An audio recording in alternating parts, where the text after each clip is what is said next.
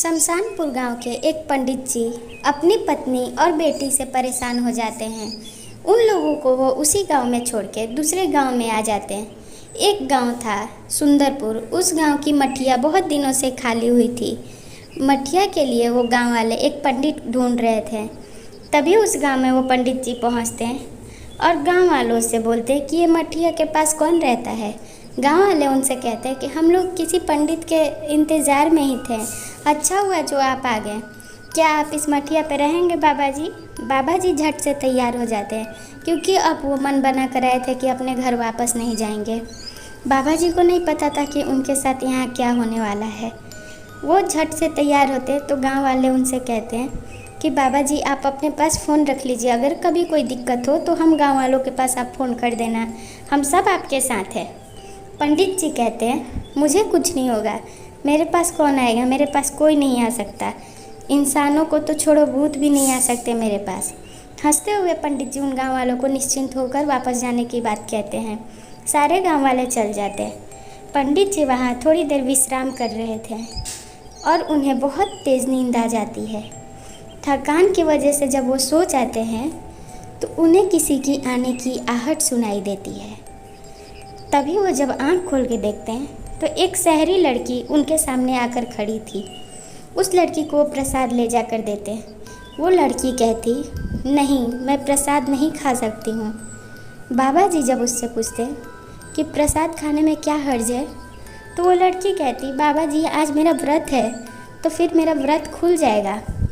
पंडित जी को उस पर शक होता और उस लड़की से वो कहते अच्छा ठीक है, व्रत है तुम्हारा तो वैसे तो आज कोई पर्व नहीं है, क्या चीज़ का व्रत है तुम्हारा? वो लड़की कहती है बाबा जी आप ये सारी बातें छोड़ो, मेरी मदद करो। पंडित जी झट से तैयार होते हैं उसे परेशान देख के और बोलते कैसी मदद? वो लड़की कहती मेरी माँ का तबीयत बहुत ख़राब था और नदी के पास एक पंडित जी थे, उनके पास मैं लेकर गई। उन्होंने मुझसे वादा किया था कि वो मेरी माँ को ठीक कर देंगे और ना जाने कैसी तंत्र मंत्र उन्होंने मेरी माँ पर की कि मेरी माँ उसी नदी में चली गई और फिर लौट के कभी वापस नहीं आई। अब मुझे समझ नहीं आ रहा कि मैं किस पे भरोसा करूं। मेरे कोई अपना और है भी नहीं। मुझे लगता है कि अब आप ही कुछ मेरी मदद कर सकते हैं, बाबा जी मेरी मदद करो। उस लड़की का रोना देख न देख पंडित जी उस तांत्रिक के पास जाते हैं जिसने उसकी माँ को गायब कर दिया था। तांत्रिक अपने पूजा में लीन था। पंडित जी जाके उसे रोकते हैं और पूछते हैं कि कहाँ गायब किया है तुमने उस औरत को? उसकी बच्ची बहुत परेशान कर रही है मुझे। अगर तुमने उसकी माँ को गायब किया है तो लौटा दो। किसी के माँ को कभी किसी से नहीं छीनना चाहिए।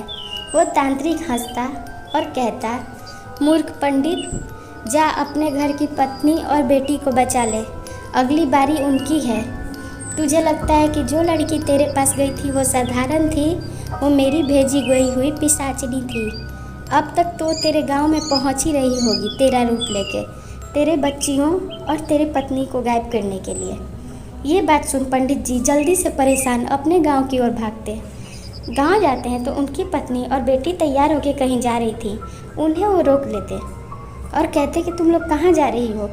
अपने पति को वापस देखो। वो लोग खुश हो जाती।